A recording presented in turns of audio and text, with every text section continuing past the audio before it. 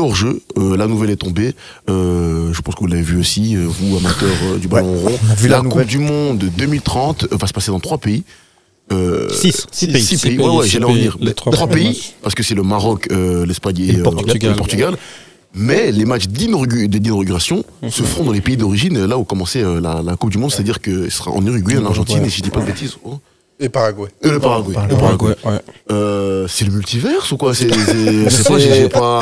Franchement, dites-moi dans le chat, j'ai pas très bien compris. C'est le centenaire. Ils veulent marquer le. Exactement, c'est ça. Mais on l'a pas vu venir, ça. Mais rappelez-moi un petit tour de table, vos impressions. Écoute. Centenaire, parce que c'était les 100 ans, donc comme Ouais, tu l'as dit. on va dire la raison officielle, c'est ça. Parce que, Mais ils auraient dû réfléchir avant d'attribuer. C'est ça, je te coupe, parce qu'en fait, ils auraient dû réfléchir, parce que moi, je viens d'y penser à un truc. Les pays organisés, enfin, le pays qui organise la Coupe du Monde, donc est censé se qualifier d'office. Donc ça veut dire que là, on aura 6 pays, du coup. Ils ont de la chance que la Coupe du Monde passe à 48 équipes. 48 équipes. À ce moment-là. Ok. Ça va un peu mieux, mais bon. Est-ce qu'ils vont qualifier les 6? Je sais pas. Sur certains. Si. Et vu le timing, vu le truc, j'ai pas compris, mais bon, ils auraient dû y penser avant, comme on dit. On sait, le centenaire, on sait que c'est. Mais ça parlait beaucoup, hein, ça parlait beaucoup de... Alors, après, est-ce qu'il y a eu des pourquoi pressions? tu l'organises pas directement en Argentine si tu veux faire le centenaire Ça aurait pas de sens au niveau marketing. Au niveau financier, ça aurait pas de sens d'organiser que dans un seul pays. Là où elle a commencé. Mais je pense qu'il a raison, je pense que déjà niveau marketing, ça va pas mais niveau plus financier, je pense que ça devient de plus en plus avantageux pour la FIFA d'organiser avec beaucoup plus de pays. Par exemple, chez moi, ils avaient voulu faire une dinguerie à un moment donné avec le Qatar, je sais plus, l'Italie, je pense même.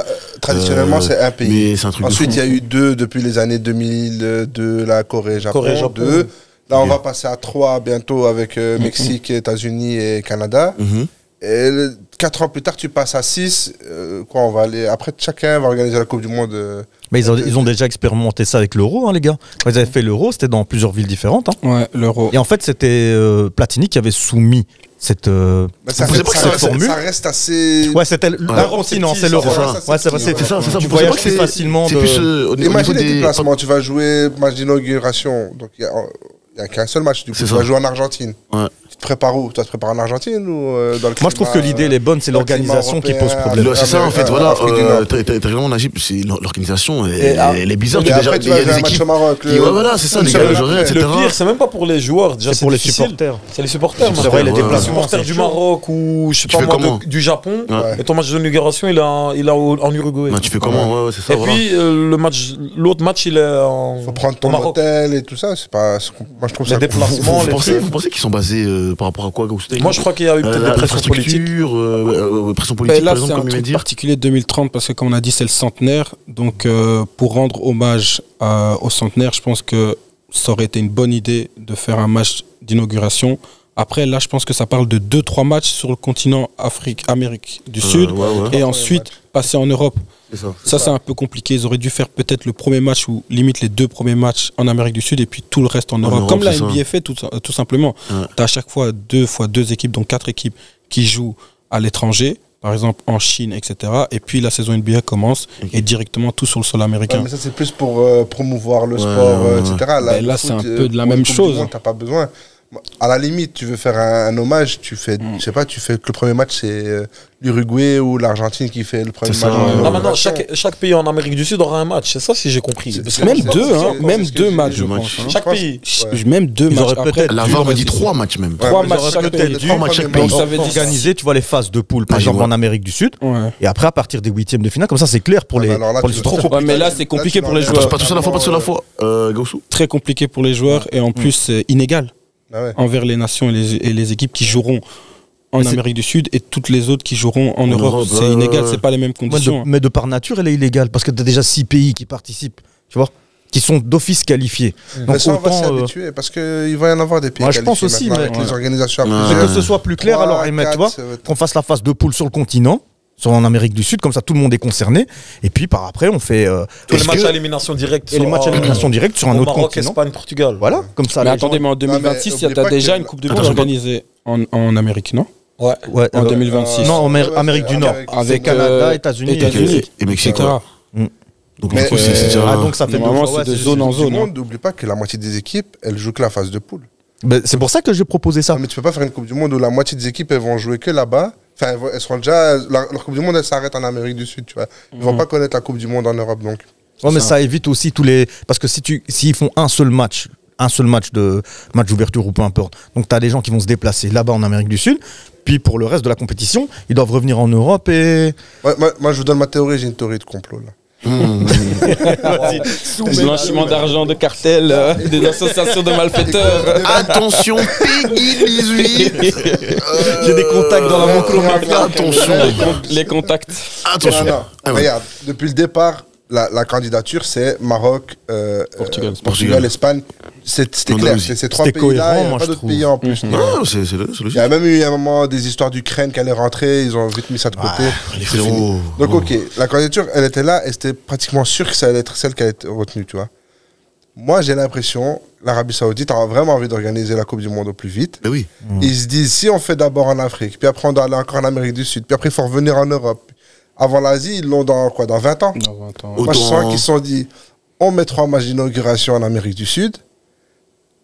C'est une Coupe du Monde Afrique-Europe, vu qu'il y a Maroc et Espagne. Ça fait 3 continents d'un coup. On peut revenir en Asie l'année d'après directement. 2034, Arabie Saoudite qui organise tout seul, tu vas voir. Ouais. Théorie du complot. Retenez ce qu'il vient de dire. S'il disparaît, REP. veuillez contacter de toute urgence le numéro vert qui s'affiche juste en bas de votre écran. Et voilà, c'est la seule chose à faire. Il y a un peu de sens ou bien je raconte Je vois ce que tu veux dire. Moi, je le rejoins, c'est pour ça que je disais politique. C'est politique, et je suis d'accord avec toi. Parce que, avant que tu t'en parles, je répète, t'as dit l'Arabie Saoudite, carrément, ce qu'ils voulaient faire, même eux, c'est faire ça avec l'Italie, à un moment. Ouais, ils voulaient faire une candidature commune, puis ils ont vite compris que c'était pas. Voilà, mais là, mais quelque part, on est dans le même registre, dans le sens où, bon, voilà, on remet une fiction politique et tout, mais qu'est-ce que ça va donner en termes d'ambiance? Qu'est-ce que ça va être chelou. On voit que politiquement, dans le monde, si on parle en dehors un peu du foot, il y a un gros changement dans le monde. Maintenant, il y a des pays comme l'Arabie Saoudite, comme la Russie, etc., qui prennent, prennent des pôles. Tu vois, c'est plus les États-Unis qui dominent le monde. Maintenant, il y a plein de pays qui revendiquent ça. Et même des pays en Afrique ou en Asie. Et donc, ça se ressent dans le football. Le football aussi, c'est qu'un miroir de ce qui se passe dans la société. Bien sûr. Et comme il a dit Ahmed, ça peut être très vrai ce qu'il dit que l'Arabie Saoudite met des pressions pour me donner aussi, parce qu'il y a le centenaire, etc. Peut-être que c'est eux qui ont ramené l'idée, ils ont et puis ils ont donné plein. Ils ont donné plein. En vrai, les gars, ils donnent plein d'argent parce que par exemple, la candidature du Maroc, ce que les gens ne savent pas, c'est que normalement, 2026, ils devaient déjà l'organiser. Il y a eu tout un retournement de situation. Les États-Unis, là, du coup. Les États-Unis, truc qu'ils ont récupéré avec le Canada et le Mexique. Et puis ils ont donné au Maroc. Moi je pense qu'ils ont donné au Maroc en 2030. Après il était temps aussi que ça aille aux États-Unis. Hein. Ça faisait quand même pas mal d'années. 94 qu'ils ont. Quand même. Hein. Il y a beaucoup de pays qui doivent l'avoir. Tu sais que on dit ça, mais c'est quand la dernière fois qu'il y a eu au Portugal, en Espagne ou au Maroc? Maroc jamais. En Espagne, je crois que c'était en 82. Si je me souviens bien. Parce que Portugal, je crois Portugal. C'est V82, le match Allemagne-France. Portugal, il a jamais organisé. Et Portugal, je pense qu'ils n'ont jamais eu. Ils ont eu un euro. Ils n'ont pas eu de Coupe du Monde. C'est ça. Ils ont eu un euro. Coupe du Monde. Et en plus, donc les États-Unis l'ont déjà eu en 94, donc plus récemment que l'Espagne. Le Maroc jamais, le Portugal jamais. Et Maroc, Espagne et Portugal, c'est des pays de football. Les États-Unis. Après, les États-Unis, ils essayent. C'est financièrement aussi, on est d'accord, avec ce qu'ils peuvent faire comme contrats commerciaux là-bas aussi. Et c'est aussi pour récompenser le bon travail des joueurs aussi américains. Parce qu'ils s'exportent très bien. Et on voit qu'il y a beaucoup de joueurs américains qui évoluent en Europe. Moi, je trouve qu'elle est plus logique en Espagne, Portugal qu'aux États-Unis. Après. Parce qu'au niveau touriste et tout, les Espagnols aussi, ils sont plein de touristes. Le Maroc, le Portugal, ils savent gérer des infrastructures. C'est des terres d'accueil naturelles du football, en fait, tout simplement. Après, maintenant, voilà, ça donne donc Canada, Mexique et États-Unis 2026. Et ça revient en Amérique du Sud une partie en 2030. Si ça se confirme, quoi. Vous verrez bien une Coupe d'Afrique. Vous verrez bien une Coupe du Monde vraiment en Afrique, entièrement en Afrique. Mais en Afrique du Sud, il y a eu. Est-ce que je veux dire vraiment? Tu vois ce qu'ils ont fait avec. Parce que les Amin Amina, les Shakira qui reprennent des trucs de chez nous, frère. Par exemple, une Coupe du Monde qui se joue Afrique de l'Ouest, Afrique centrale et Afrique de l'Est serait bien. Moi, je trouve qui joue dans plusieurs pays africains. Quel pays a l'infrastructure? C'est ça le problème, l'infrastructure, les gars. Comme il a dit. Un pays qui organise toute la Coupe du Monde, non, je pense pas. Mais plusieurs. Par exemple, tu peux trouver des matchs au Ghana. Quand tu vois le niveau d'infrastructure que le Maroc a développé là maintenant, c'est du top niveau. Et malgré tout, ils peuvent pas l'organiser tout seuls, vu que c'est une Coupe du Monde à 48 pays. Donc ils doivent prendre l'Espagne, qui est une immense nation, et Portugal de foot. Alors, mais une Coupe du Monde en Afrique, c'est possible. Moi, c'est trop. Moi, je trouve que c'est possible. C'est trop tôt pour le faire en Afrique centrale. Même si tu le partages toute l'Afrique. Toute l'Afrique. L'Afrique, c'est une bonne idée. Bah ouais. Il y a l'Égypte c'est un des pays les plus peuplés au monde. L'Afrique, c'est un continent, pardon. D'accord, ça va. L'Afrique, c'est un des continents les plus peuplés au monde. C'est un continent où ils vivent foot, ils mangent foot, ils dorment foot. À mort, tu vois. Ça c'est clair. Après, ça suffit pas. Il faut les infrastructures. Le budget. Il faut des deals avec les chaînes de TV locaux.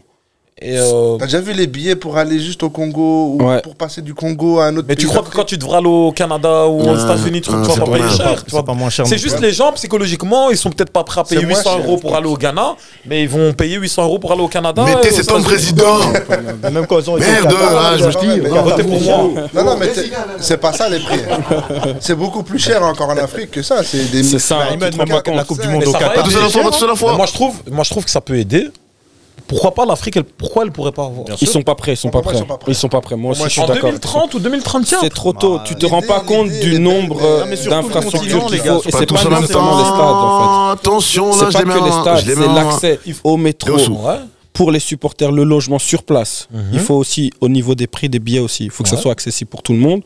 Donc en Afrique, je sais même pas si toi tu peux me citer 5 compagnies connues comme ça de tête qui peuvent transporter des supporters. C'est très compliqué.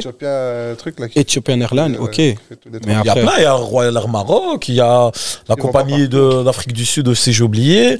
En Afrique, il y a des pays, même des paradis fiscaux comme le Ghana, c'est des niveaux de vie. Il y a le Nigeria, il y a le Maroc. Côte d'Ivoire, ça se développe de fou. Il y a l'Égypte, le Sénégal. Rien que tu prends. Tu vois un match de la Coupe du Monde en Ouganda, sérieusement. Ouganda. Combien de fois les sports sont peu.